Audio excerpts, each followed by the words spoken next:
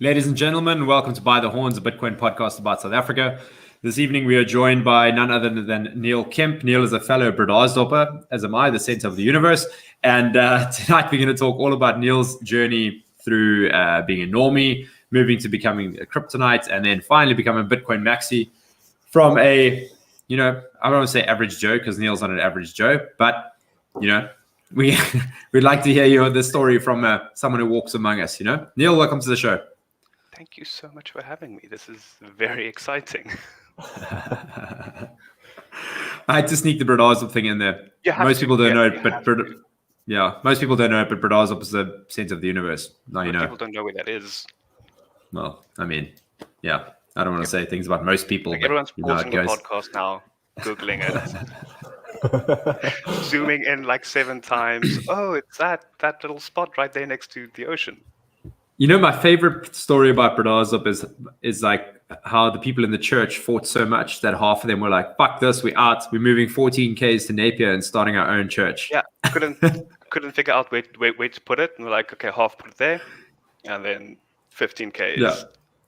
So there's like two massive in-here churches, like 14 k's apart. It's beautiful. Yeah, and they have completely different congregations. Like they're not the same people, and some people will go from Napier and then drive to Bredasdorp and attend church there on a Sunday and drive back, and vice versa, just because it's completely different places.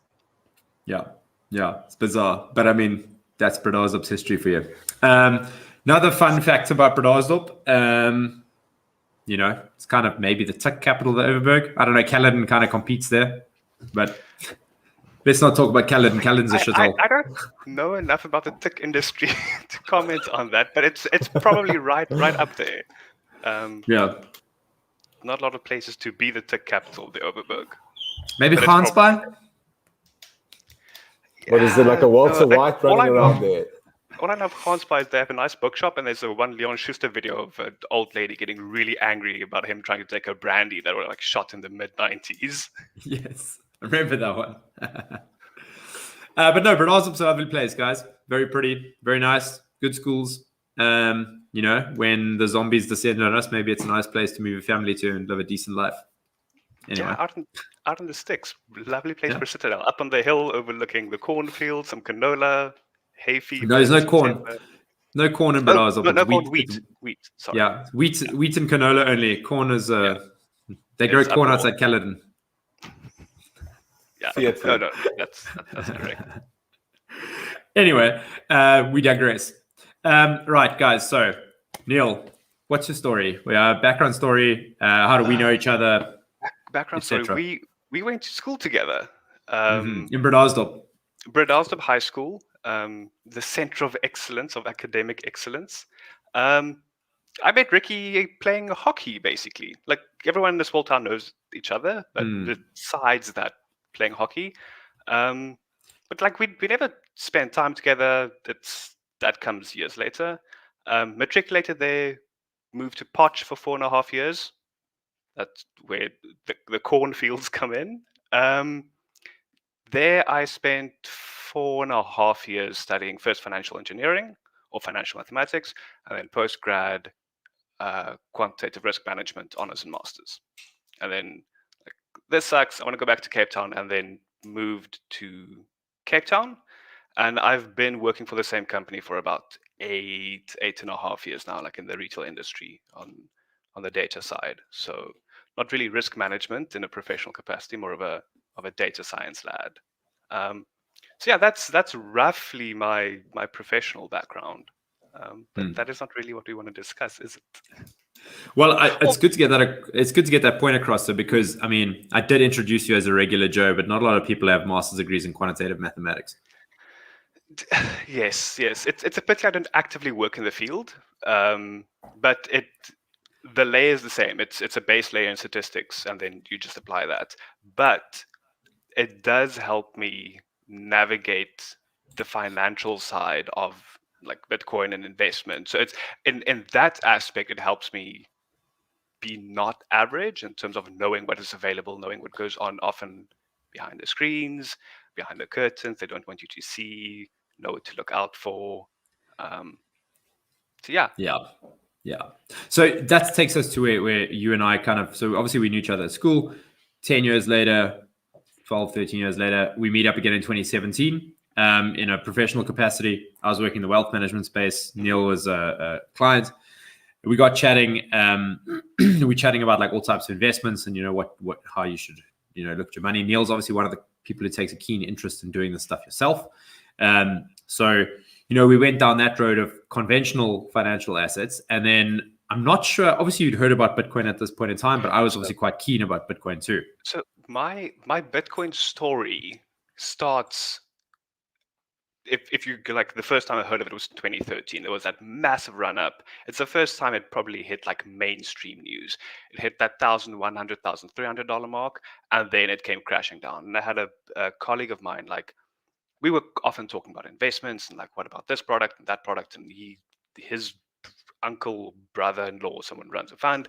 Let's put money in there. So it's always been an interest, and he brings up Bitcoin, and I have a look at it. And go, this isn't going to work. This is a scam. Look how it lost 80% of its value. I had that first reaction that people have to it, and then obviously $1,300 wasn't the price that I was supposed to buy in at. And then 3 years later, somewhere along the line, I ended up like on a Dogecoin subreddit and downloaded the Dogecoin miner. I was like, this is the thing. I'm gonna mine Dogecoin, become some sort of crypto millionaire. That lasted for all of an afternoon where I couldn't download the whole blockchain, the whole Dogecoin ledger. And then kind of just fed into obscurity. And then in 2017, it started making headline news. Saw Ricki posting about it on Facebook. And then that is where my big journey started. And I think there were like seminars and classes and things that we attended. Oh yeah, that's actually how we met, right? I was hosting a Bitcoin workshop. Yeah. And you came to one of the evening workshops. Yeah. Yeah. I was like, I'll take 5,000 Rand, and like, this is what I'm willing to lose, and I'll give it a shot. And I could think on this 16th of May, 27th of May, somewhere around there, opened the Luno account, bought my first Bitcoin at 27,000 Rand each. So I say Incredible. each like I bought more. I bought 0.15 at 27,000 Rand. And it very, very quickly spiraled out of control. I took basically the journey of most people new to the space, like, oh, this went up by 30% in a weekend, put in more. And it takes about a month before you read about, oh, Ethereum is the next big thing, and Ethereum's like, it's got the smart contracts and all the things. And then you promptly take all your Bitcoin and buy Ethereum with it. And then as this thing grows, it kind of steamrolls and snowballs onto itself. And before you know it, you're neck deep in shitcoins. Were you market buying at that point? Were you actually like making exchange orders to try and save money? I knew about, because I've been trading stocks in air quotes. I bought Able on the crash and then lost a lot of money. So I'm aware of limit orders and stop orders and market orders. So at the time, I clicked the buy button on Luno, that nice thing on the front end, like, oh, they're taking 2% fees, and then started delving. Oh, there is an exchange, fiddled around that. So by the time I was neck deep in Neo and Ethereum and Monaco and all sorts of things, I was actively properly using exchange. So yeah, my financial background and my education, like the financial engineering, financial mathematics degree, helped with sidestepping some of those middlemen fees, where these exchanges make their money. So that was slightly quicker and cheaper. But I think that's the thing a lot of people go through. They just keep spot buying, and then they go and see their transaction history. And 3 months later, they go, oh shit. Yeah, they tally those. It's bad. And back then, I say back then, like I'm like a 70-year-old man. Back then, 4 years ago, the market buying fee was 1% on most. I say most of the local exchanges. On Luno, the only one that was trustworthy at the time.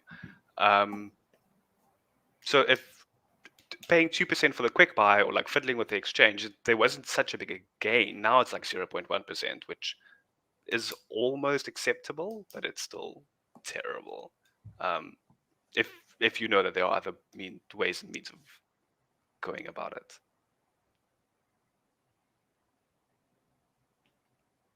Yeah, I mean, so I need to, I suppose, confess here. So I was in 2017 running these Bitcoin workshops, and we were doing trading workshops as well, so teaching people how to trade.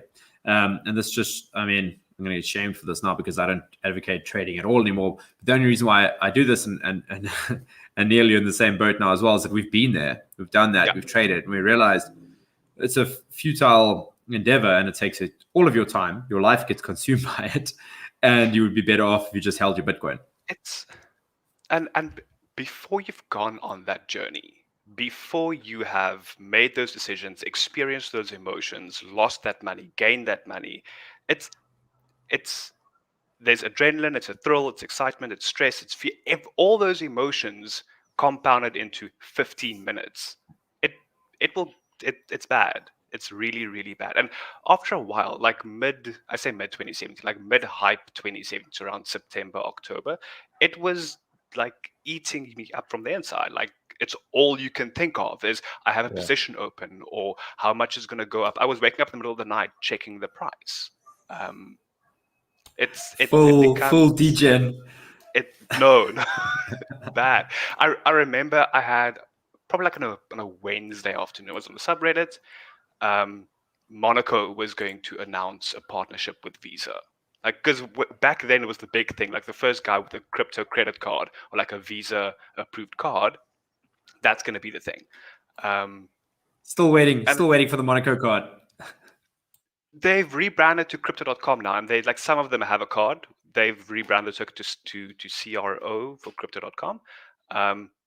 But yeah, still waiting for the Monaco branded card. So I was like, this sounds like a good idea. Opened a small position, made 20-30%, but like on 1,000 rand. So it's in all intents, like it's a small amount.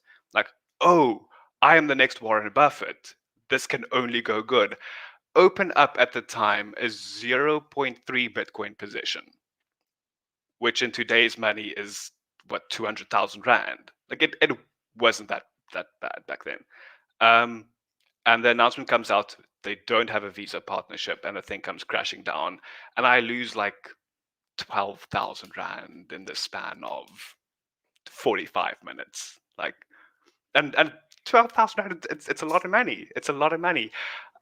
I have a big meeting right after that, and I'm just like, I can't focus in the meeting. I am like aggressive and agitated because of the mistakes I made in a meeting that's like 4 pay grades above me, and I'm just like snippy. No, it's bad. It's really, really bad. So around that time, it was like I'm really committing to cold storage. Were you like, shut your mouth, boomer? I just lost 12 grand on fucking Monaco. I think basically it was in short it was that, but we had a meeting about how we're going to measure some performance of a project, and basically the project lead had like one way of doing it, and I just didn't agree, and I was not diplomatic in my way of making this known.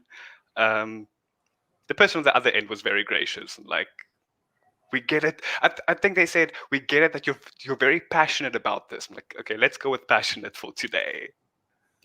Oh, it's yeah. So shitcoinery turns you into an asshole at work as well. It does, and like that is almost the best case scenario if it doesn't cost you hours of productive working. Even if you're not into like extreme shitcoining and trading and things, something that can make you life-changing money in the span of a year or 6 months, you make the right picks. It consumes you. It takes away attention from building a career, from like increasing your return at the fiat mine, if we can call it that. So how was the bear market for you, Niel? What realizations did you come through from 2018 to 19? 2018, 2019. So around in December, got like a small Christmas bonus at work, like they call a December gift. It's a gift. Like, I'm gonna put everything in Bitcoin. It can only go up from here. I mean, it's gone up 1,000% for the like since May to December. Put in the whole thing in December. and it comes crashing down. By now, I have had enough exposure to like the John McAfees of the world, the modern philosopher John McAfee. Like it's going to $1 million in 2020, or like Come on, guys. $100,000. Let's respect the dead here, guys. Come on. Yeah. I'm not speaking ill of the dead. Not speaking ill. He was half the reason I put mine in cold storage and just couldn't sell in December. Had a friend phone me up in November of 2017, going like he sold everything. I'm like, you're an idiot. Like you're losing out on so much gains. He got out at a very good time, admittedly. But yeah, I moved everything to cold storage because this is a long-term play. So by that time, I kind of understood some of the basics around it. What they don't tell you is you shouldn't hold a shitcoin. You should hold Bitcoin. So I haven't clicked in my head back then that I should convert everything to Bitcoin and then hold that. I was like, I was going to hold some Ethereum. I was going to hold my Neo. I was going to hold OMG. I was going to hold, and then like Bitcoin. Like terrible decisions. But into cold storage, and I was just like, I'm happy to ride out a 3-4 year bear market. So I mentally had made that decision, and people were asking me because I was quite vocal about being into crypto. I was that annoying guy at the office, like that. I was super into the hype, and people are like, "You have 3, 4, 500% up. When are you selling?" And I was like, "I'm like, what is it? I'm selling when I have fuck you money, or if I don't have to sell." Basically implying that it'll become like a currency. It was like a cult. I was like a brainwashed cult member in 2017. Yeah, I went through a lot of realizations in 2018 and 19. Like got in much earlier than that, but there was still some shit coining in those days because the ICO craze, I think, caught everybody by surprise, and there were only a few rational people back then, and you've seen the maxis really rise up from the ashes through that 2018, 19, 20 period. Dude, it was hard to be a maxi in 2017. No, there were hardly any, right? Yeah, hardly any. And everyone's like, "Oh, what do you know, man? Oh, you fucking boomer." Yeah. It was like you're missing out on life-changing money because you're clinging to this. And back then they had the block wars. Yeah. Like that was a big thing. I remember the block, and no one knew what was going to happen. And like they airdropped like Bitcoin Cash, and then that forked into what Bitcoin Gold, and there was this Bitcoin Platinum and the Bitcoin Diamond and all sorts of things. It was like airdropping these things on people. Well, back then it was called a fork. They just like fork the chain the whole time. And like, oh, you would slow block speed in 10 minutes. And now we know that's a good thing. Like it's secure and you can build a second layer, but everyone's like, Ethereum is going to kill it. Like what's called the flippening. I think that, the flippening. Like it's going to, yes. I bought into that. I was like, yes, it's going to kill Bitcoin. This is this thing. And no. Now if people upload pictures of rocks and the network crashes on Ethereum. Yeah. But on that point, there is a book called The Block Size Wars. I forget the author's name, but to the listeners, I really implore you reading that. I learned a lot. I learned so much, and people like Adam Back, Samson Mao, and those guys now, with Blockstream, about with what $3.4 billion now. Yeah, they earned that. They earned that because they were the guys that believed in the fundamentals, that believed in security first, that believed in the small size of the blocks. And look where they are now. And where's Roger Ver? Where's Roger Ver? Yeah, no, probably, I don't know. No, legit, where's Roger Ver though? No one's seen him. Guatemala or Panama or somewhere. But no, it's never since St. Kitts he's got a spot there.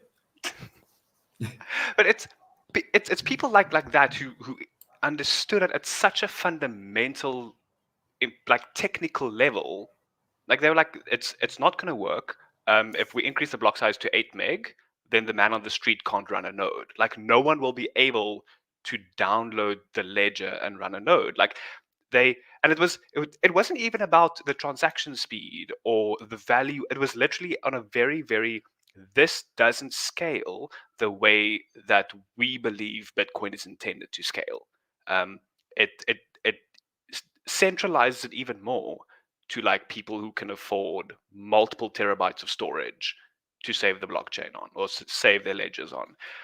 And in hindsight, they were so far ahead of the times in their thinking.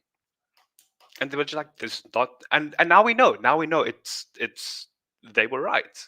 And if they didn't stand their ground, what would, like, I don't want to say more centralized than Ethereum, but we could very well be heading in that way. No, we definitely would have. Like, we definitely would have been heading that way. And that's a big problem with Lightning Network with like central nodes. As it grows, these central nodes that'll route all these transactions could grow to become fairly big and centralized. And we really need to avoid that in the future. And hopefully the same principles gets passed across to that layer. But this is why. Sorry, Ricki. Sorry, just but this is exactly why the block war was so important, right? Because most people run a Lightning node on their Bitcoin node. So if you're already invested in a Bitcoin node, you can run a Lightning node. So that decentralization like transcends layers, as it were. So it's cheap to run a Lightning node. Essentially, it's free if you're already running a Bitcoin node. Then you got channel management, all that's another story. But like what Samson Mao and Adam Back and those guys who had the foresight to fight the big blockers. Dude, the whole community owes them a debt of gratitude. Yeah, but those guys were involved from the beginning, probably, or like at least very early on, and they've been through problems like that. This is things that they've thought of. They're like, I mean, Adam Back built e-currency before Satoshi, and then he was even on the first set of forums along with Helfini with Satoshi and all that. So he's been there since the beginning, and. Well, he was referenced in the white paper, in the Bitcoin white paper, because he built Hashcash, right? Yeah. Hashcash was mentioned. Hashcash, and even if you read like the Book of Satoshi and you look at the initial like forum posts from Satoshi explaining everything, like Adam Back, he's replying to things along with Helfini and all that. So he's there. He was there, and in the trenches, he was. And it's problems that they came across and thought of and solved. And I'm pretty sure, like, if you had the capacity to think of something like Bitcoin and then the future of it, because they developed it, implemented it, wrote the white paper, and there are things that they mentioned that were on those forum discussions where they're coming true now. I think in like one of those first posts, they mentioned trading card games on the blockchain.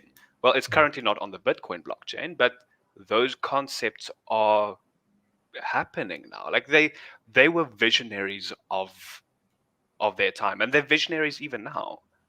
What I was going to say as well about the nodes is you have all the people involved in Bitcoin now. If 1% of them was like, I'm going to start a node, then you start phasing out that centralization threat. And I think it's important that we keep having these almost hype cycles, regardless of the halving and what that means. But it's, you reach a new audience every single time. Like, you bring new people in, and if you bring in 1,000 people, 2 people might go, I wonder what goes on under the hood. I wonder what is in the node. And that's important. It's important to keep that going. And eventually you'll have something like Bitcoin, very decentralized. But it's, with the Lightning nodes, the decentralization is a real concern. Yeah. But, I think the... people have to go through a bull market and a bear market first before you can even get to running a node. Because once you've been through a bull market and then a bear market and then another bull, you're like, okay, cool, I'm not trading, so how am I going to keep myself busy now? I might as well start digging into the underlying, like getting under the hood, like you say, and playing around with the node and opening some lightning channels. And people who are like coming into Bitcoin initially get caught up in that. It's natural. They get caught up in that trading thing, and like it's kind of how it goes. And they're not going to be running nodes. It is the crypto purgatory. You have to go through it, I think. Yeah, you got to burn your fingers. My question is that actually, is there going to be another, 1 year bear market for Bitcoin? I know there will be for shitcoins, because there's absolute just this non-scalable speculation there that demand will dry up. Absolutely. But with Bitcoin, and obviously, when those shit coins collapse, they'll bring Bitcoin down a bit, and that's a sweet oxymoron, right? Because Bitcoin's always leading them, and this is why I'm so anti shit coins, because they steal so much liquidity and they're harming it. They're harming something rational and real with absolute bullshit, but they will bring it down in the short term. So maybe that's your mini bear market that lasts 3 to 6 months. Maybe everybody just exits the Bitcoin, but actually, is there going to be another bear market? That's the question. That is something that I've been hearing coming up quite often.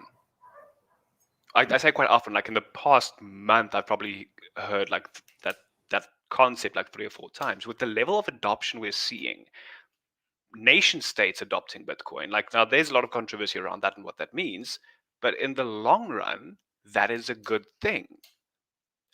Like that drives.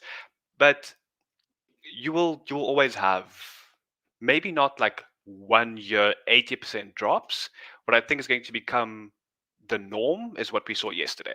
Is a 20% 1 hour liquidation candle wiping out the market and just resetting funding, and then you go chugging along, and you'll have downtrends and uptrends. But a small part of me wants to believe that maybe 80% bear market slow bleed over a year opening on the past. Yeah, because we had a 50% one now, and maybe that's it.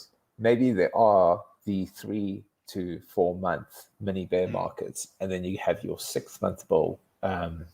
But it's not even a bear market. It's a crash, and then it just kind of consolidates at that level. Like if we're using like the trading terms, it just kind of consolidates and ups and down and just ranges. So that is a ranging market. That is a 30% of times that markets aren't trending.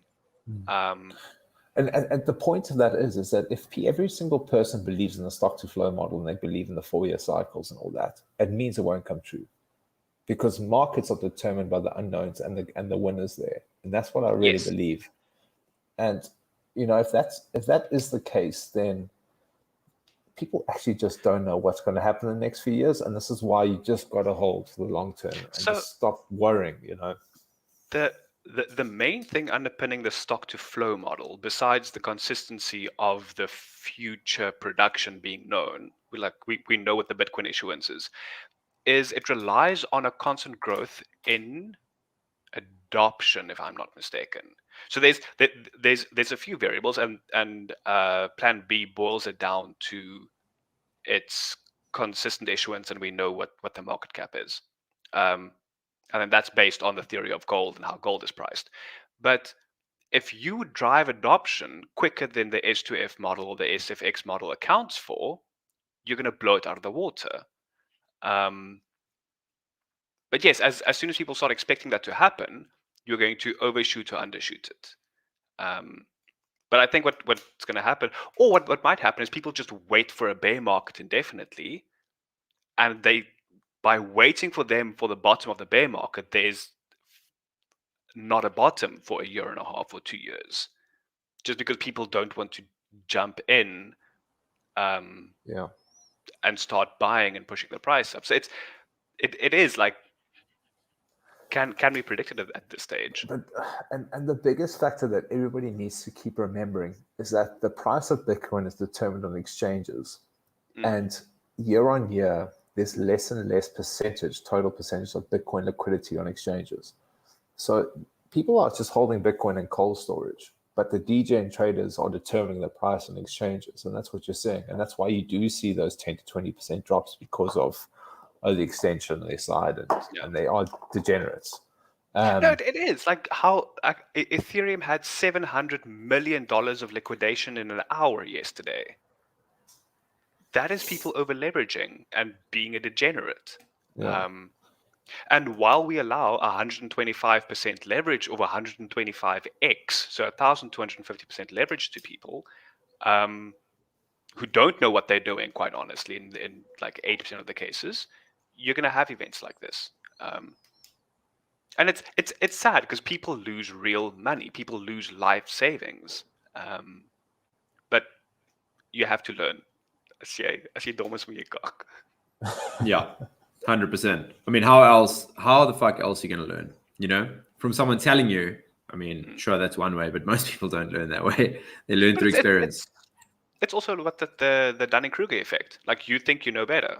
And for a while you do. If you make 3, 4, 500% gains just because you're riding a market, you feel like you're god of the markets. Yeah, I was born for this. I was born to be a trader. Exactly. Like, why have I been serving fries at McDonald's all my life? I'm clearly the next Warren Buffett. And then you do things like that. But then on the other hand, people do that because they hear the stories of that family who sold everything in 2007, 2018 and put it into Bitcoin. But they did their research and they bought Bitcoin and they put it in cold storage and they just held it. Yeah. So they're doing the right thing. They're taking the wrong approach. Yeah. Well, so this comes back to like this hodling versus trading, and I suppose so. Where do you find yourself now on the spectrum of this? So I find myself hating the word hodling just because people use it all willy-nilly. But besides my pedanticness about word choice, yes, hold DCA, pick an amount every month that you're willing to lose, and then just put that in. I hate that term though, that people keep saying willing to lose, because I really think they need to stop thinking that way. It's like the money you're willing to save. And the problem is, like, even like Willy Woo and the guys who've been there forever are still saying that. I don't know why they do, because I think it's a risk management thing.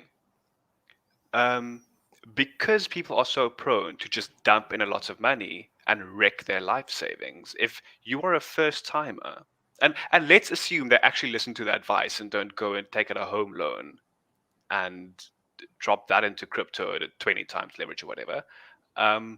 You want first timers to dip their feet with an amount they can lose, and eventually it'll take over, and they'll have a set amount allocated to Bitcoin. But I understand what you mean. If we want this to be a proper asset class, I think people need to stop saying that. I think people need to say that if you're going to buy shitcoins, then definitely say that.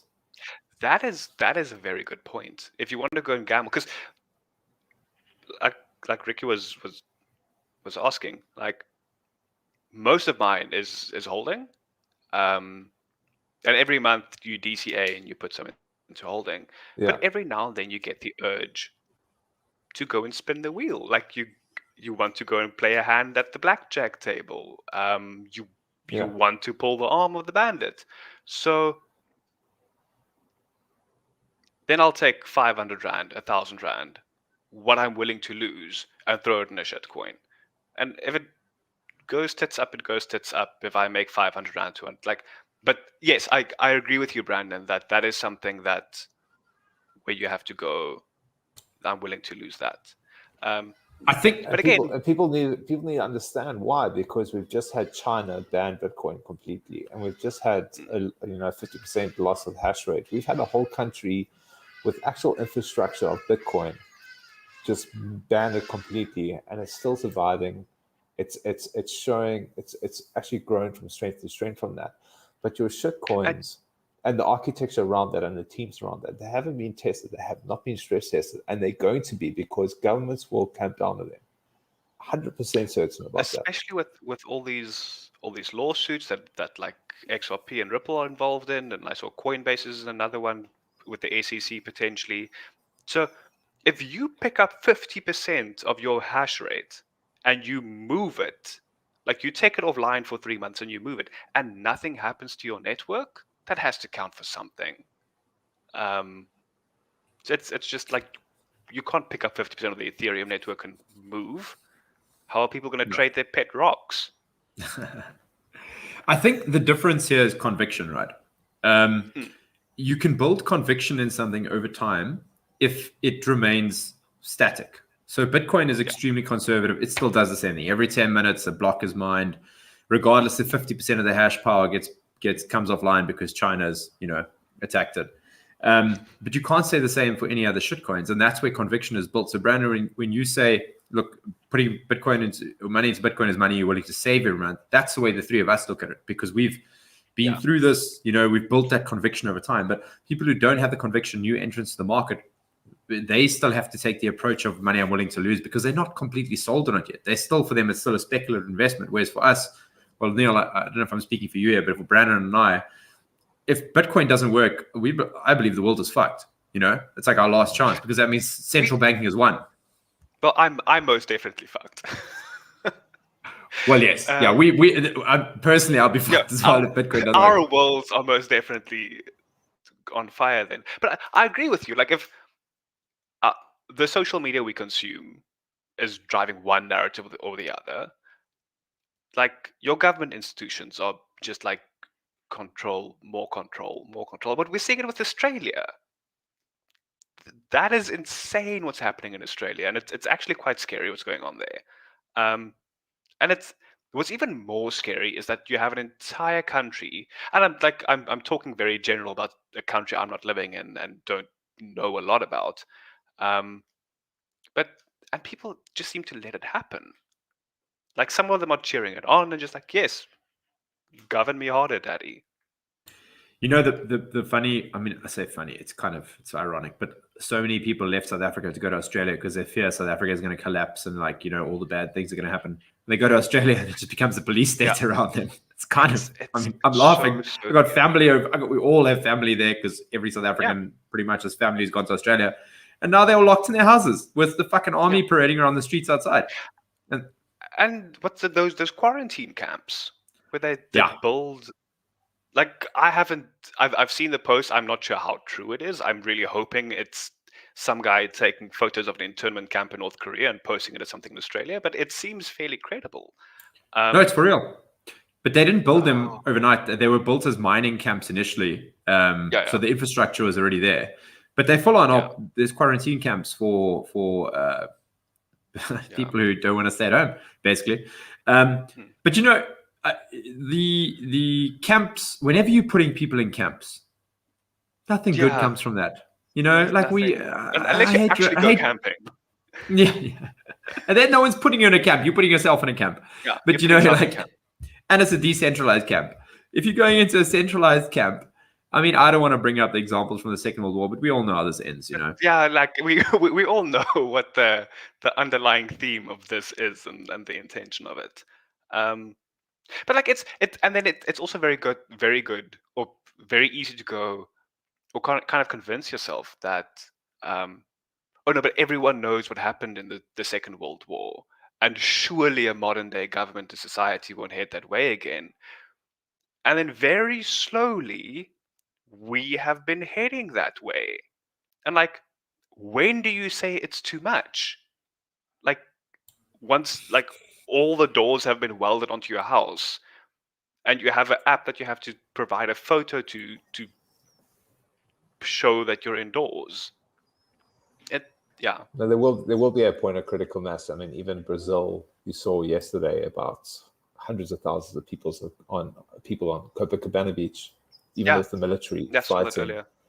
I was listening to Stefan Oliveira with Australia, and their guns were taken away 15 years ago with that mass shooting, and they became very complacent over the years. And if something like this were to happen with COVID 15 That's years not a mass. ago, that wasn't a mass shooting. That was a Tuesday in America. Yeah, but it's complacency, and there is a point of critical mass where people just go, well, it has to stop. But the biggest point is that governments have become way too big over time, and Bitcoin is the way to de-govern. You have to take a portion, a bit by bit, away from governments, like 1% a year, because you can't take it immediately. But you have to take a portion away and bring them and just make them smaller. They cannot continue to grow this way. And it's Bitcoin, in my case, was the start. It's realizing I can have money outside of a system that it's mine. It's my responsibility. So there's like a lot of risk on me, because that's what people want their governments to do, is they want to de-risk their own personal responsibility and say, you deal with it. And then once you go and like, okay, the money is mine now. I have to safeguard it. I choose how I spend it. I choose how I move it. And you go, well, why is it only with my money? What's the concept of a border? It becomes this thing of where do you draw the line of control? And I think the deeper you get into it, if we're talking about strictly Bitcoin, what it intends, like the philosophy around it, like it's about taking back control, and your freedom ultimately, and in whichever shape, way, or form that is for you. I think it's an unseen benefit of digging into Bitcoin. Yeah. And what you've seen in South Africa with communities protecting their private property, with that mass looting we saw, right? You can see the inefficiencies of governments and the efficiencies of communities. But let's talk practicalities. How can you defund the government? And defund the government by removing the ability for them to print money at will. It's first principles. And at the very, very core. Yeah. At the very core, and you remove that ability. If you remove that ability by moving your wealth to Bitcoin and people doing the same, they can't print more Bitcoin, meaning they cannot fund themselves more, meaning they become smaller and smaller over time. And that is why the whole circle encloses everything. It does. It becomes a snake eating itself. And very few governments, like El Salvador is what we're seeing now, and like the government in Ukraine made it legal today, and there's movements. But America isn't just going to say, okay, cool, Bitcoin is legal tender tomorrow. They're going to take almost a myopic approach and go, we will tax it. We're going to try and control it. We will make sure it's as hard as possible for you to use this. And we've seen it every single time. If you try to control it, break it down, stop it, it will find a way. They banned it in Nigeria. Nigeria is one of the largest crypto markets in Africa now. How much more proof do you need that you cannot stop this? You cannot control this. You can join it, and you can benefit along with everyone in the network, or you can die. It's a very extremist kind of view, but that is the long-term view of it. It depends on how much hubris you have, right? So big governments, the bigger the government, more hubris they have. The US government is the biggest of the lot, and they think they control everything. Because I think El Salvador gunships.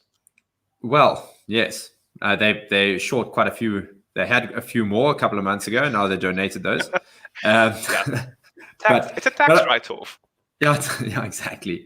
But if you look on the world stage, you don't get much smaller than El Salvador in terms of power and influence globally than the El Salvadorian government. They're tiny, so you're not going to see this a top-down thing. Bitcoin is a grassroots movement, and you see it going from the individual to the company, and then it moves its way up to the nation state level. And obviously, it'll be the small nation states that adopted it first. And this is why El Salvador, little older El Salvador, with 6 million people, adopted first. And 6 million people. That is like the Western Cape. Yeah. And what I really am looking forward to seeing is how does that play out in terms of El Salvador's GDP per capita over the next 5 years? Like, do we see El Salvador skyrocket from one of the poorest countries on earth per capita to one of the most wealthy and the most evenly distributed as well?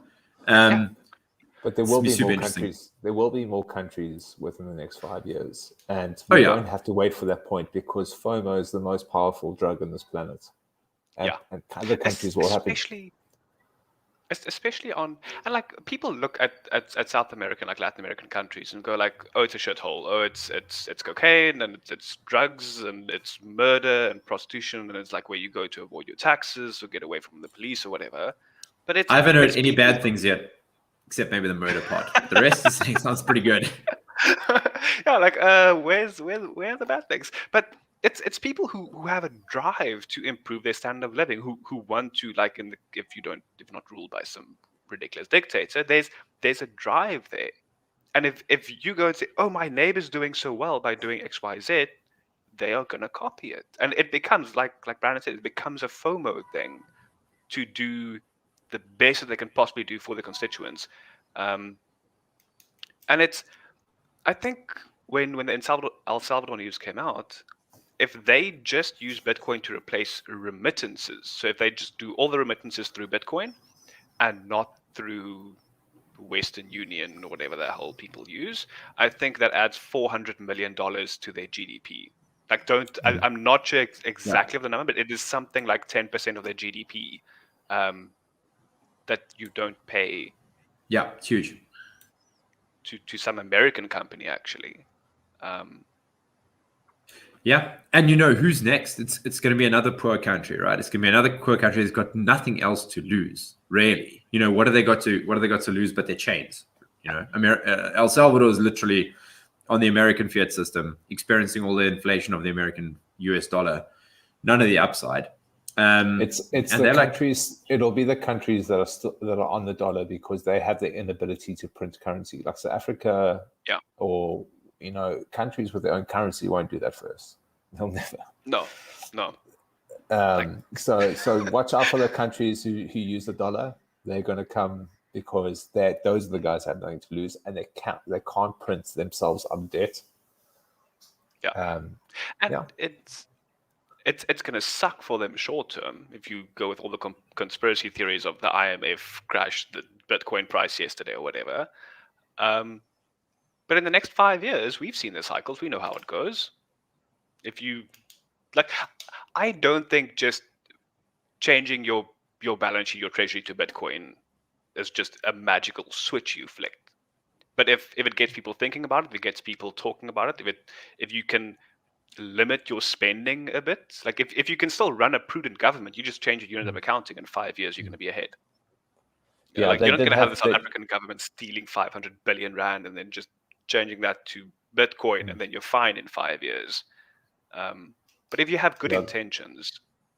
They did have hiccups yesterday in El Salvador, and they will continue to have that. They have liquidity issues with Bitcoin provided through ATMs and all that. But I think that's where they'll probably inevitably do partnerships with Strike and all that via the APIs and figure this out. And that's where the private market comes in and they sort things out.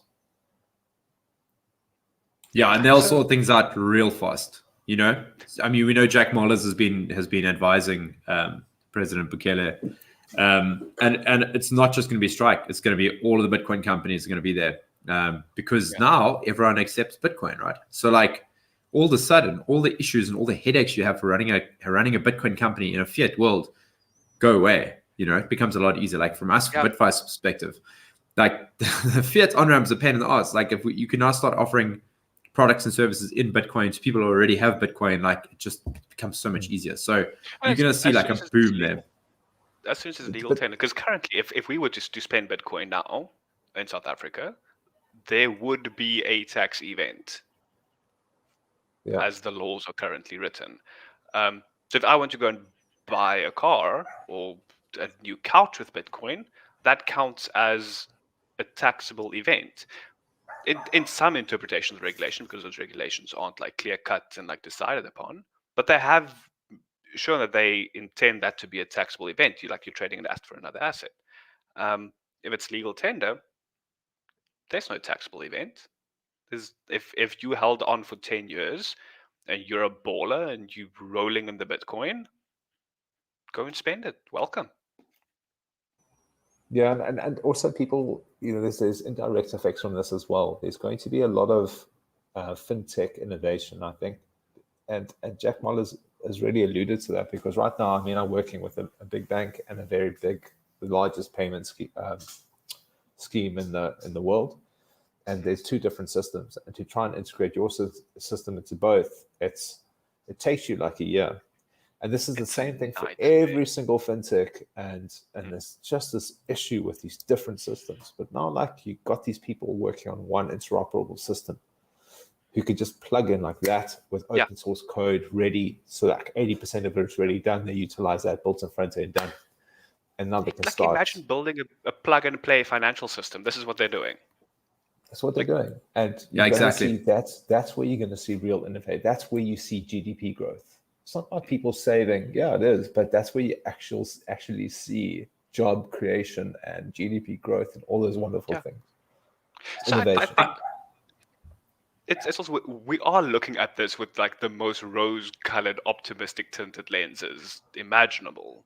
Like, it's El Salvador is still a country with like a very high unemployment rate, low education levels. Like, they still have very big social hurdles and problems, and like half the country apparently aren't very keen on Bitcoin. It's like there's in my little social media bubble, at least, I see only the positive, and you see the CEO of Binance with his El Salvador flag, and you see only the positive and people who want this to happen. But there's a very real part of the population just like, no, either like they don't understand it, they don't want to understand it, they don't have cell phones to run their wallets on. But this will also be a very good example of how do you upskill a population? How do you bring your population into the 21st tech century, both in using of tech literacy, financial literacy, FOMO. as a very big experiment. You just use FOMO. Exciting. Yeah. Because those people who don't want to adopt a year, 2 years down the line, they're going to be like, oh, I'm adopting now. Yeah. It's what do you always say? Everyone has their price. Yeah, exactly. You get the price you deserve. That's the thing. You get the price that you deserve. Can we go into the IMF conspiracy theory about trying to crash the price? Because like yesterday, obviously we saw DDoS attacks happening on a bunch of Lightning nodes, or Lightning service providers, and then we saw the price drop quite dramatically. Yes. I mean, ideas can run wild, but if I were a nefarious actor who's trying to dissuade the population from accepting Bitcoin, I would, at launch, as soon as this law goes live and everyone's supposed to use Bitcoin, I'd make sure the price dumps. So as soon as they're looking at Bitcoin for the first time, they're like, whoa, this thing just dropped 20%. What the fuck? Exactly. It's like, oh, the government dropped me $30. It is now $22. Why? Or $24, or whatever. That is the quickest way you destroy trust in the system. You had this whole everyone buys $30 of Bitcoin yesterday. I think that was ridiculous because it's the exact opposite of it. It's there's good intentions, but it felt very bad actually in like a pump and dump scheme kind of way. Mintcoin, never forget. But never forget Mintcoin. Yeah. Never. Terrible. But yeah, like there's so many coincidences. DDoS on the Lightning Network. Then you have a liquidation event running basically all the stops on longs visible in the book for the near future. Like they basically cleared out liquidity in terms of people who have or want to buy. They just cleared it out. Like, okay, cool, there's your Bitcoin. And then I saw another guy saying, what's the odds that happens and then every exchange in America goes down at the exact same time? But we know that if there's a big liquidation event going on, the exchanges just can't keep up.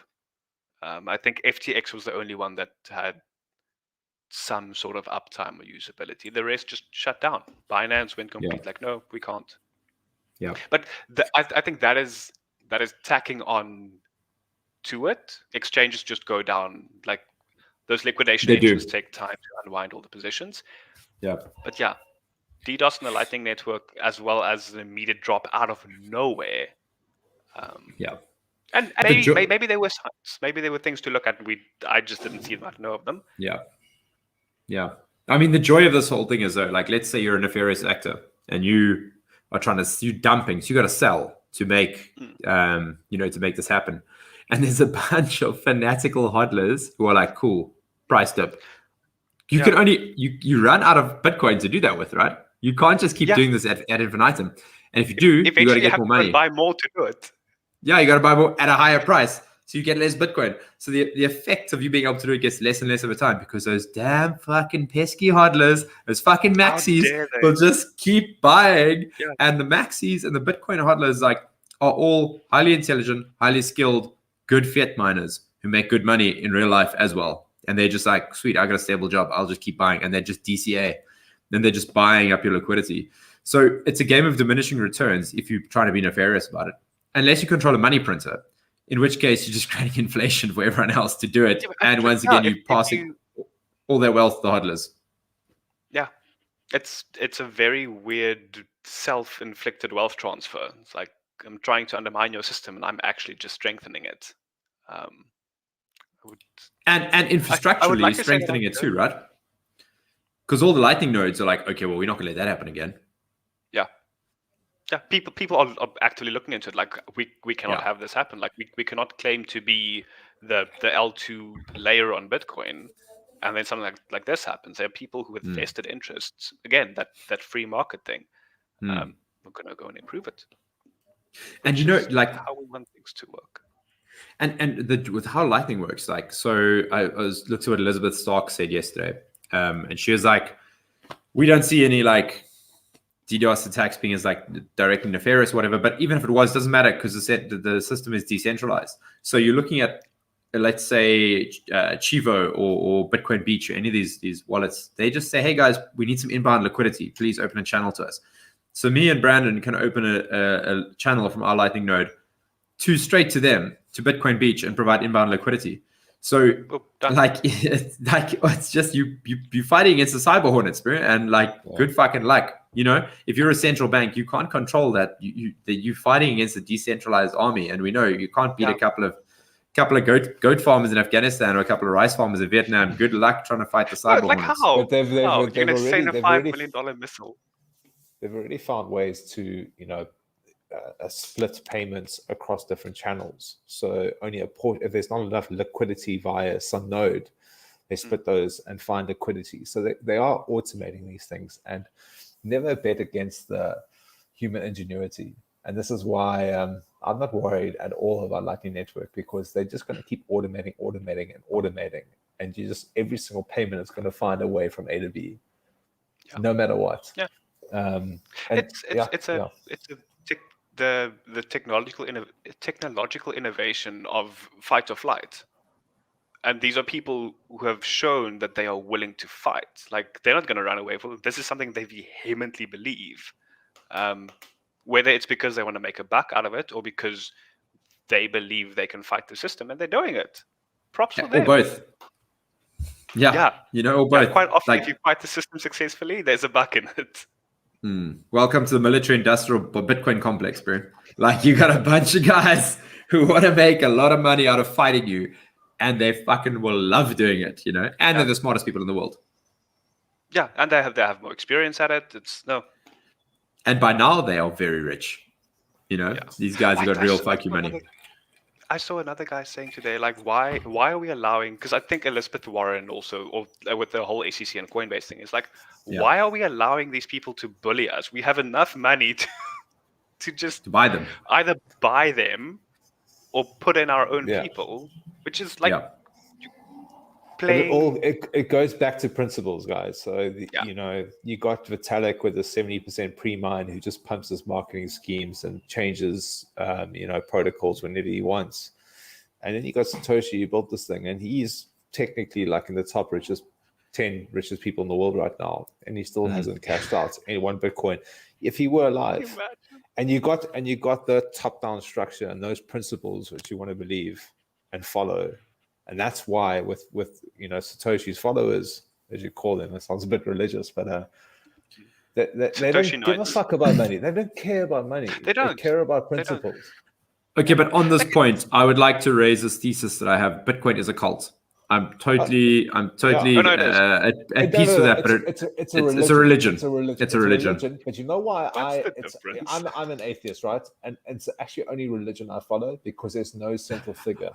There's no central figure to follow. There's no some almighty person. It's a religion of a collective. Well, there's a deity. There's Satoshi, and then there's the fallen angel Roger Ver, and it's amazing.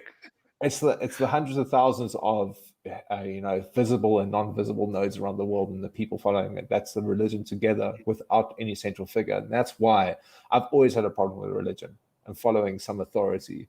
Always. And now there is a cult or religion, whatever you want to call it. It's ambiguous terms, but we don't need to follow a central figure because something finally works when you don't need some central point to make it work. No, but that's ultimately what religion is about, right? Because religion always gets co-opted by a central figure or like by it's a power grab, right? But all religion is based on like this egalitarian view of like, cool, we interpret it in this certain way, and we have our God, and it's good for everyone, and it ties people together, you know. And then it gets co-opted and hijacked, and we see that in Bitcoin. Like certain figures and personalities try to co-opt and hijack it, like Bitcoin Jesus Roger Ver, who is now the fallen Lucifer. You know, like it's the parallels are not lost on me here. And like you've got the coming back to the El Salvador thing. What's that guy was from EOS, where they had the meeting. Dan Larimer. Yes, that guy. Brock and Pierce. he was Brock the Pierce. Bitcoin representative. Like Yeah. people are going to co-opt it. But they flew in. They were there. Not even for a day. They didn't even go look at like El Zonte and stuff like that. They just went to some boardroom, took some pictures, and they got the fuck out. Yeah, that's the shitcoin that people are buying. That is exactly what people are buying and allocating their capital to those kind of things, because every single one of them doing is it for the clout. You know, when Peter McCormack is calling you a sellout shill, that and he's like saying these guys are fucking shitcoiners, that even when Peter McCormack is saying that it must be fucking bad, you know? Yeah. Because in my mind, Peter McCormack is like he's quite a nice guy, you know. He's kind of like a bit of a bumbling dude, you know, like I think even he was like, this is fucking disgusting, because he'd been like spending his sats in El Zonte and living there and, doing his thing. He was going there, like figuring out, like meeting with the actual people whose lives this is going to impact in a massive way if it succeeds. Yeah, like he was buying coffee with Lightning and all that shit. Yeah. Yeah, and then Dan goes in for a photo op. Yeah, I don't think it was Dan Larimer. I think it was Brock Pierce, but I mean, same, right? That guy. Same bullshit. Sorry. Yeah, It was Brock Pierce. Also, you mentioned something earlier that I want to bring up, and that was the mint coin scam. I don't know if people remember this, but Niel and I want to hope that people viewing, listening, consuming this podcast don't know about mint coin. No, but people must not forget. So, Niel, let's hear the story, because I will never let this go. Those motherfuckers, we called them out. But yeah, please tell the story. Part of our crypto journey in 2017, our Bitcoin journey, is you join Facebook and you join a group and you shoot the shit about crypto and like this coin and we're trading and like this thing is going up in this project. And the group, the admin, they said they were going to take over a project and then give it a marketing flair, and then they're going to pump it and the group can make money. Like it was clearly a pump and dump scheme, and the whole group was like, that was a cult. Like mint coin, this is the thing. They had no product, they had no idea what they're gonna do. It was so scammy, and every single time we would like go in a comment and like, this is a scam, you're gonna lose your money. And then you can go back on the price graph and you can go and see where the people in the know pre-bought it. There was like a spike and it calms down, a spike and it calms down. And eventually there was some excuse of the people one layer up in the pump and dump group. Because it was coordinated between multiple groups, right? Yeah. It was a pump and hold, they were calling it. Yeah. Pump and hold. It was terrible. I would like to believe that people didn't lose a lot of money in it, but I'm sure people got burnt. And you and me and maybe like a few other guys were on the group there, and we were like, guys, don't do this. This is fucking outrageous. These guys are scamming you. You're gonna get pump and dumped. And we were like, I was deleted off the group. They kicked me off. The group. They're like, you're negative Nancy. Get the fuck out of here. But that's what you do. You kill the oppressive voices. Like you kill the people who bring to light your bullshit. You silence the unvaccinated. Yeah. Silence the non-believer. Yeah. And what happened? Mintcoin is no more. First off, that website looked like it was made in 1993. Dude, it was fucking horrendous. It was like, I could probably build a better one just toying around in like Notepad, some HTML. No, it was bad. It was really. And if they had like some idea of they're gonna bring medical data onto the blockchain. No, that was the next one. That was the cycle from Mintcoin. So how it went was the promoters of the scam, who were the admins on the Facebook group. And it was like Cryptocurrency South Africa, right? There's quite a big Facebook group. And the promoters and the admins on the group were like, they were running the Mintcoin thing. And then when it went south, they were like, no. Give us your Mint tokens. We'll swap them around for this new token, which is our blockchain that we're running, some medical whatever thing. And by this time I'd weaseled my way back onto the group again. And I was like, the scammers are doing it again. They're just flipping the scammer. They're gonna get the crypto out of you twice, which they did, obviously. And those guys aren't in jail. They're still running around at large, and they're like, oh, we got burnt as well. Sure, that's what every fucking scam orchestrator says. But also, then people go.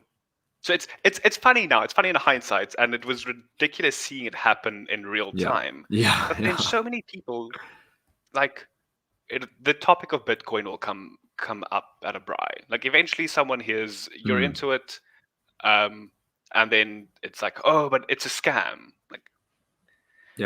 Just because the only interaction you've had with it is in a News 24 headline, doesn't make it a scam. Who still reads News 24? No one. No if you read News 24, you deserve to be scammed. You've probably already been scammed, and you're still being scammed. Yeah.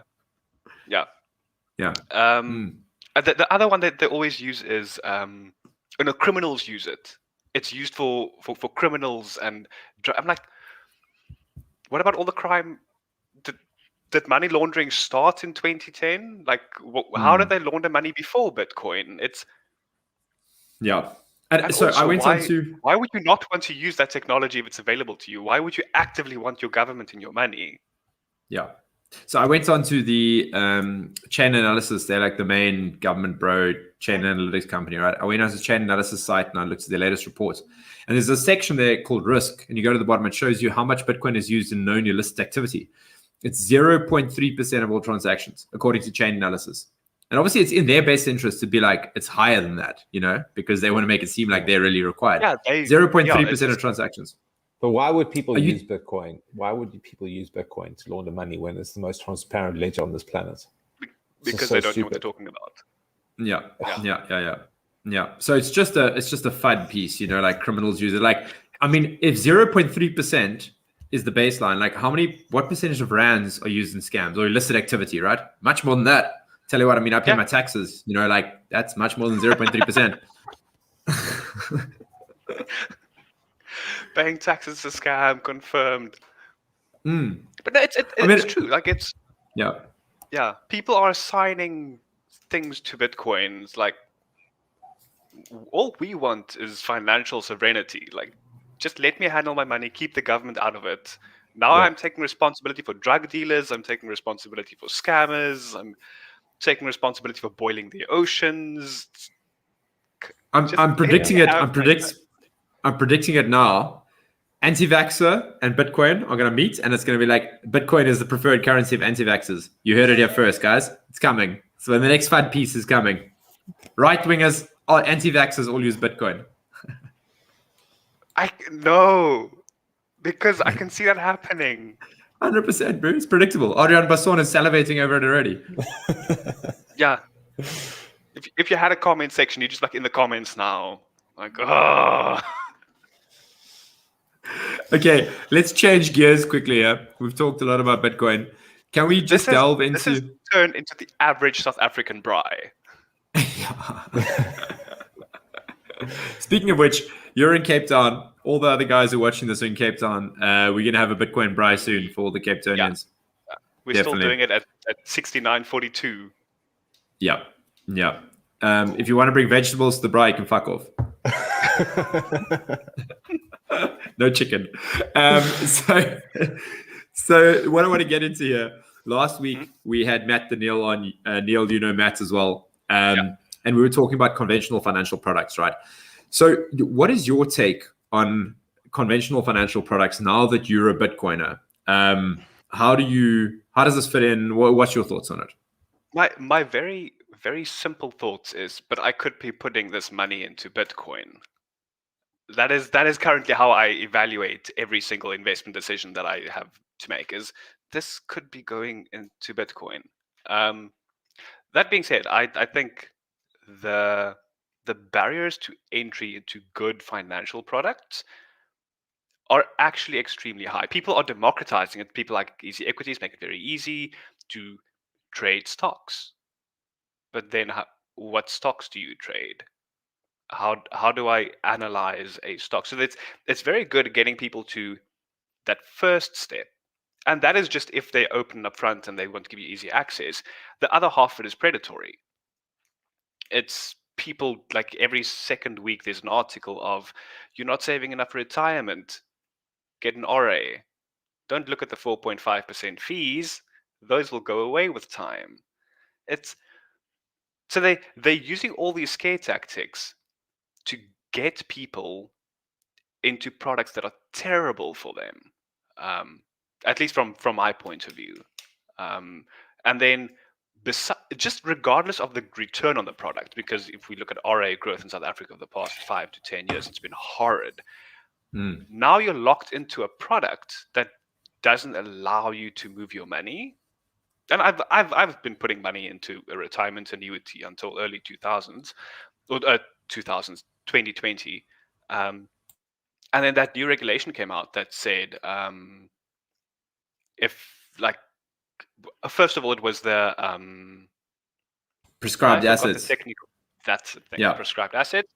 And then they changed the regulations that if you were to financially emigrate, you have to keep your money in South Africa for 3 years before you can take it out. So that was like another nail in the coffin. Then they said, okay, cool, but due to how that works, they're going to calculate tax on what you would have paid. But because it's not due, it's only due in 3 years, they're now going to charge you interest because you didn't pay the tax, but you couldn't pay the tax. So that there's some legality questions around that, but they have proposed stuff like that. And eventually I just came to a point I said, no. Like the benefits of getting tax back in RA and having it like not having access to it, it's not worth it. So we kind of took a roundabout way answering that. Yeah, everything for me is I could be buying Bitcoin.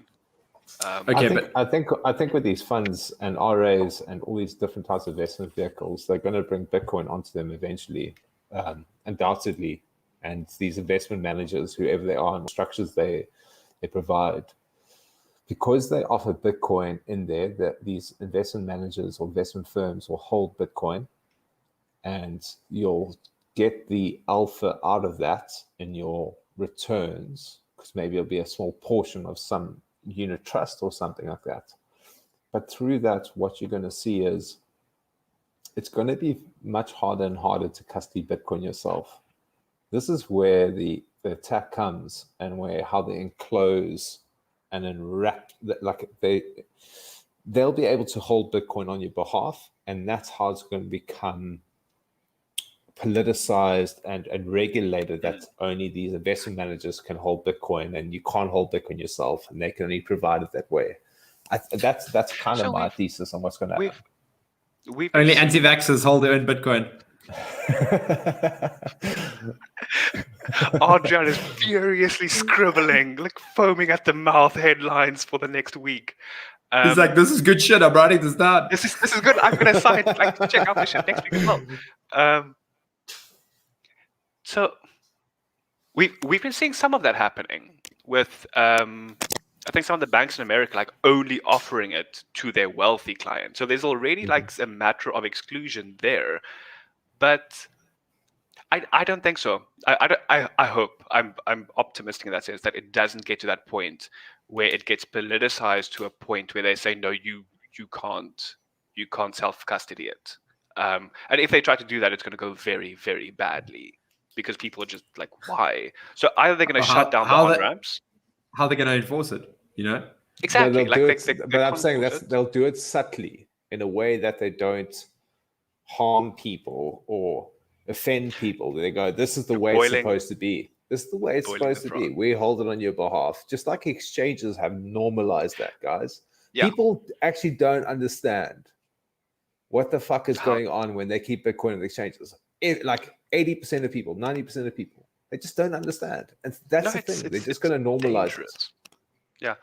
But like you say, they're going to normalize it. They are going to use the risk of it against the consumer. They're going to go marketing campaign. They're going to go, you've heard of Bitcoin, but you've also heard how volatile it is, and then they're going to have like the red arrow crashing, and then it's going to be like the Vietnam helicopters and the PTSD music, and that is how they're going to like start it. Like they're going to market it as something risky, something volatile, but you've heard of the gains. Let us take the risk out of it for you. It's going to be something. They're going to be very insidious about it. You should be a marketing manager, dude. No. Look, they're going to try. They're definitely going to try. However, I think the power of media has been spent largely in 2020, 2021. They have overplayed their hand, and a lot of people are just more people. Let's put it this way: more people in 2021 than in 2019 don't believe a word that they hear in the media. Yeah, and like the people, like, nothing red pills you faster than like realizing, oh, you've been fucking lying to me for the last few years. You guys are saying people are like dropping like flies, but then I see there's people in Florida like going to football matches and packing into stadiums and like no masks, no vaccines, people having a good time. And then the guys in New York are saying like you need to double mask and like stay inside. And like eventually, the reality sinks in. And it'll be the same with us. They'll come about the campaign. You have to trust us institutions to hold your Bitcoin. And some people will be like, nah, fuck you. I already hold my own Bitcoin. That's bullshit. Yeah. And then a lot of people will stop believing. Obviously, they'll catch a lot of people in that net. But, here's what I've realized through 2020 and 2021. Not everyone's going to make it, guys. Like, not everyone's going to make it. I'm sorry. Yeah. Some people, like normies, the optimists survive. The optimists die. The cynics survive. Those who are optimistic, I hate to bring it back to the camp, but they're the ones that end up in the camps and the gas chambers because they're like, the institutions wouldn't fuck with me. So where does it come as an individual now for you? Where do you see like yourself strategically like making moves to, if it gets to that, where in South Africa, for example, they say, cool, you have to go through a regulated custodian and they'll hold your Bitcoin for you. You can't self-custody. What's your backup plan? Because I don't see you giving up your self-custody Bitcoin. What self-custody Bitcoin? I don't own. I lost all of it in a terrible boating accident. But that is last weekend on Tiavatas. Yeah.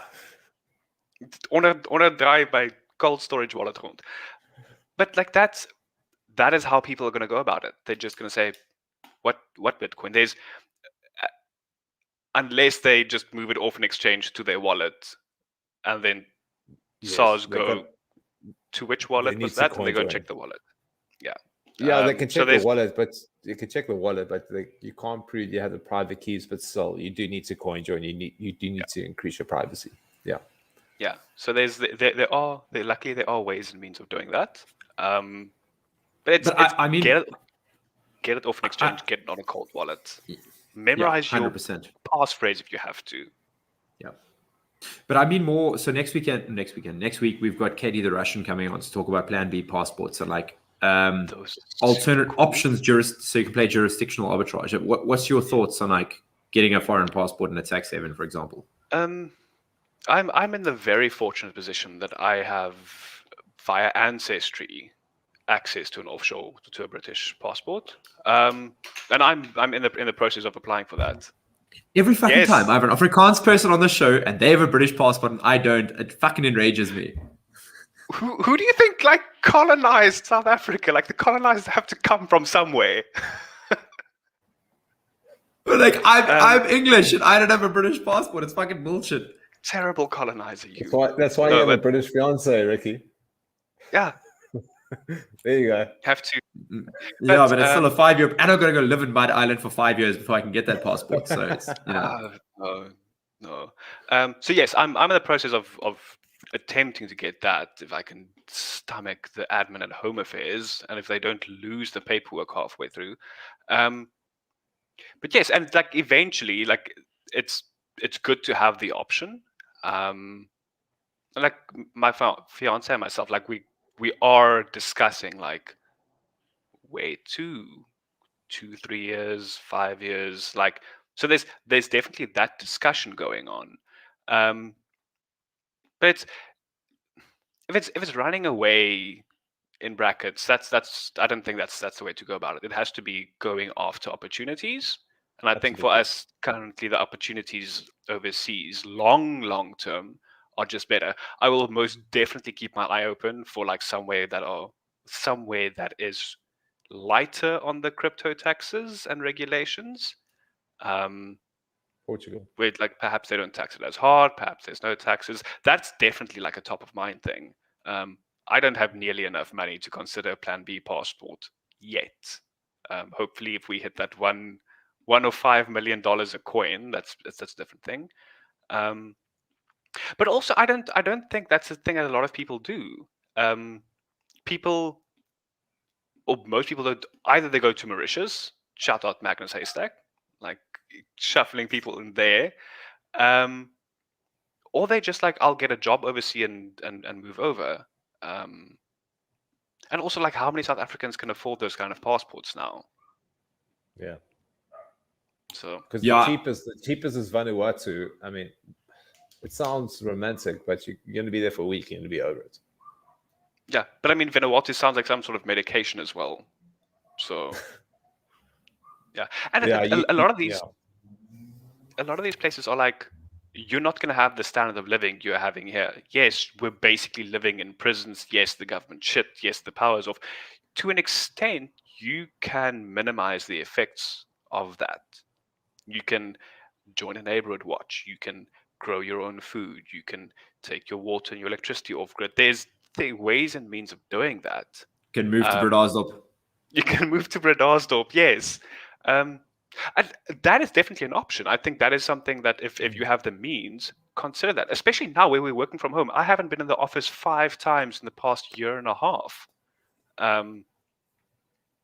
I've considered just like going to Bali and working from there for 3 months. And that's the thing. So going back to the second passport, it's not about you have to live in the second place, right? It's about having that passport to be able to move freely. And when you move freely, you then and you financially immigrated from South Africa, then you start like living in a way that's, where should I actually be taxed? I don't have any tax residency. And you can still live in South Africa 6 months a year. You could, but then 5 months and 28 days. Yeah, exactly. Yeah. But you have to financially immigrate, otherwise they are taxing you everywhere. So that's the thing, because people, we have this notion in our head, but from the parents we come from, that everybody needs to own a home. But because of technology and deflationary forces that places on us, technology has made renting properties way more like a better option than buying a property. That is my opinion. Obviously, people would differ on that. But because of that, because of technology, you can rent anywhere in the world, move freely, and you could eventually not pay tax legally. If you move into the right areas, if there's a lot of setup to get that going. But I think once you have that going, you have that sort of lifestyle, that digital nomad sort of lifestyle. That's a romantic idea. That is something cool. That's something to strive for, especially if you have a job that you're able to do from everywhere. But you sacrifice as well. If you have kids, you want a community for the kids. You want them to grow up in a stable environment. So you got to think of those things as well, and you got to find a perfect balance. There's not a one size fits all solution to this. Like what's going to work for me is not going to work for Ricki. It's not going to work for Brandon. Like I've considered that a lot in the thinking and like talking with my fiance about potentially emigrating. It's, what about your friends? Your base is here. You're moving into a new culture. You're moving into a new language, potentially, depending on where you're going. You're moving potentially into a new time zone, which is a big deal. Like if you're suddenly, let's say you move to Canada, which a lot of South Africans do, that is an 8-9 hour time difference. Now, if you manage to deal with the cold and the moose attacks, which are terrifying, the woke attacks. Justin Trudeau put a nail in that coffin possibility. Like, done. I was in Canada 3 or 4 years ago for like a week for training something. I love the place. Canada's amazing. Love the snow. The people are great. But what I'm seeing now, it's maybe that's not so high on the list of possibilities anymore. Yeah. But that is also something that you have to consider. And that list for everyone is going to be different every single time. But Brandon, on the topic of renting, is 5 years ago, 8 years ago, 7 years ago, like all my colleagues, like, you have to buy a house. Like, it's the best investment. You have to buy a house. You have to buy a house. Like, I have to pay off my student debts and my car, and I don't really have. And they're all saying this as people who just bought, like I said, just like the past 2-3 years, bought houses, had 80-90% growth, like the Cape Town markets completely go bonkers. And they're still in the, you have to buy a house, you have to buy a house, you have to buy a house. I'm looking at the market going, no. Why Not would you buy only a are house you, when you can buy Bitcoin? Why would you buy a house when you can buy why? Bitcoin? Yeah. Why? Why buy a house Why? when you can have a citadel? And why, then, why be stuck in like a certain area with so many variances of risk around that, where you can have something that's an asset that you can be agile and go anywhere in the world, and you never need to worry about that. Yeah. What happens? You buy a house. real thing. What happens? You buy a house and a bunch of Karens move in next door to you, and you just got Karens all around you. You fucked. How's Fredo working out? Like, Yeah, I mean, yeah, Karens. yeah. This is why there are no Karens in Bernardsdorp, bro. Karens, not Karens. Yeah, but yeah. I'm gonna cut myself short there.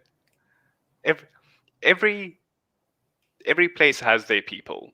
The people make the place. Like, yeah, for sure. The only thing about the digital nomad thing is, like, how are you gonna have a citadel if you're a digital nomad? And like I think, or me, this is me personally, like, I've come to terms over the last few years that being in a place and developing roots and developing community, it's intangible, but it counts for a lot, you know?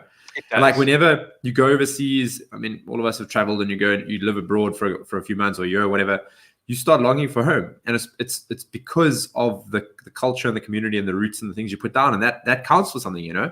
I think it's more, yeah. It's more than the culture and the community and things.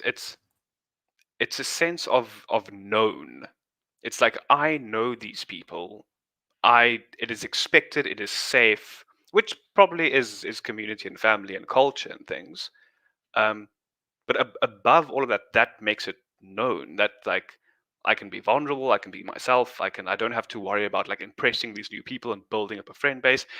And, like, you have relationships that have lasted years here. Like, you don't just move to a new country and everything falls into place. It's hard work. And some people don't make it. A lot of people don't make it. That's why they want to come back. Which is Quite often why, it's just if you're going to move weather. to another country, you got to deal with all of those things. At least go somewhere where you pay a lot less tax. Yeah. You know, like, at least you can wipe your tears with your extra money then, you know, like, if you go to, this is why, like, a British passport, cool, like, the country works, but fucking tax is worse than here, you know? Cool, you Yeah, get like more for your tax. You have to get more rain for your tax, though. Yeah. But I don't want it for, like, I want to move to England. It's on the list. It's always a possibility, but it's just for travel. It's for purely simplistic travel reasons. Don't have to go and sit in visa queues. You rock up, show the book, give you a stamp, and you're in. That was initially my justification for going through the process. It's just, it makes traveling so simple. Yeah, absolutely. End up staying for 3 months, get a good job, mate. Yeah. All right. On that bombshell, I think we're going to leave it there, Neil. I got dinner to make. Dinner to thank make. you. Yeah, work harder on these parts. Gonna start the fire. Yeah, you see, I married an English girl, which means I also have to cook. So sure. Anyway, on that bombshell, I'm waiting for the frying pan to just hit him over the head. I'm just. Yeah, I've been particularly feisty this evening. It's because I haven't had my vaccine yet. Certainly that. Okay, so Neil, if anyone wants to follow you, see your opinions on things, don't. Yeah, no, I have very little opinions that I publicly voice. I'm on Facebook and LinkedIn, but, like, no one does that anymore. No, I'm totally fine being slightly off the social media grid. If you want to meet Niel, come to our Bitcoin Bribe. You can talk some things there. Yeah. Invite only, so it'll be a select few who get to actually meet you. Brandon, anything from your side? No, nothing from my side. I just want to leave us off with a video that I'll play. And Niel, thanks so much for your time. Before you play that, Brandon, I got to do some plugs. First plug, if you want to listen to the audio version of this podcast, track down By the Horns. You can find it on Spotify, Google Podcast, Apple Podcasts, or you can plug into our RSS feed. So you can get the podcast, the audio version. If you want to buy Bitcoin, hit up Bitvice, Brandon and my company. We do self-custody only, so we don't hold your Bitcoin for you. We help you get set up with a hardware wallet, with a multi-sig wallet, or a hot wallet if you want to go that route. So we do custom bespoke solutions for yourself or your company.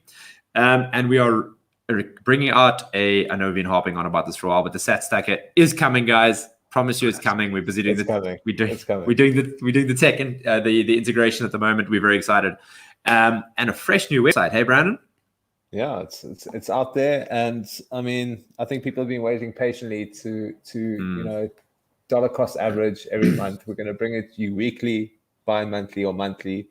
We're going to bring the minimums down. We just really want people just to buy Bitcoin, self-custody immediately, and don't worry about everything because Bitcoin will sort you out. That's it. All right, cool. Thank you. Thank you, Niel. So we're going to leave a video with our boy Matt Odell, who just summarizes in a minute what everything is about with Bitcoin. So thanks, everyone. Have a good one. Cheers. Bitcoin represents hope. We need Bitcoin. If we don't have Bitcoin, we're absolutely fucked. But what most people care about is the financial case for Bitcoin. And at the end of the day, Bitcoin is the most scarce asset that has ever existed. There has never been anything more scarce than Bitcoin. And the overwhelming majority of people have not realized that yet. So if you don't have a Bitcoin accumulation strategy, if you don't have a strategy that involves being able to hold your Bitcoin through chaos without it getting taken away from you, you're not going to have a fun time. You need to get on that right now, because as far as I'm concerned, every single other asset will trend to zero against Bitcoin long term. Whether that's the Chrysler building, whether that's your favorite shitcoin, whether that's Apple stock, it's all going to trend to zero in terms of Bitcoin. It'll still have value, but it'll have much less value when you compare it to the purchasing power of Bitcoin. So I think every single person, especially young people, should be focused on trying to accumulate as much Bitcoin as possible and learn how to use it with privacy best practices. Otherwise, it could be taken away from you in the future.